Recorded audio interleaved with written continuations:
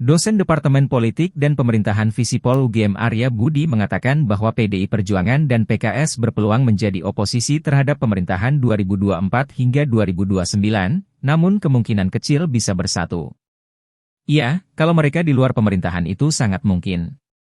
Nah, pertanyaannya adalah di luar pemerintahan, bersatu di luar pemerintahan, itu yang kecil kemungkinannya, kata Arya seperti dikutip Antara di Jakarta, Sabtu, 2 Maret 2024.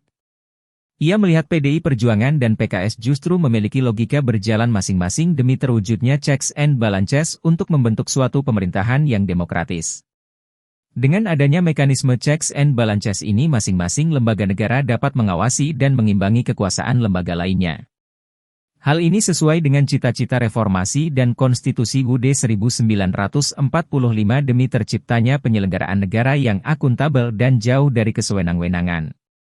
Arya pun menganalogikan PDI Perjuangan dan PKS bagaikan minyak dan air yang tidak bisa bersatu.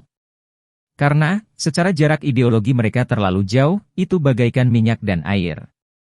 Itu akan repot, ribet, tuturnya.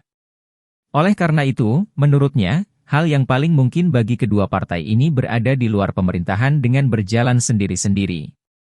Kondisi ini juga dapat mengambil ceruk suara pemilih yang tidak memilih pasangan calon presiden dan calon wakil presiden nomor urut 2 Prabowo Subianto Gibran Rakabuming Raka di Pilpres 2024.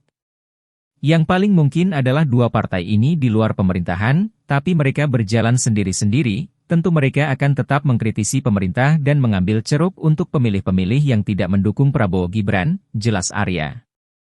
Selain itu, dia menjelaskan bersatunya dua partai ini sebagai oposisi memiliki persentase kecil. Sebab, butuh motivasi yang besar untuk berada di luar pemerintahan, seperti kesamaan ideologi hingga platform politik. Hal ini berbanding terbalik apabila PDI Perjuangan dan PKS berada di dalam pemerintahan.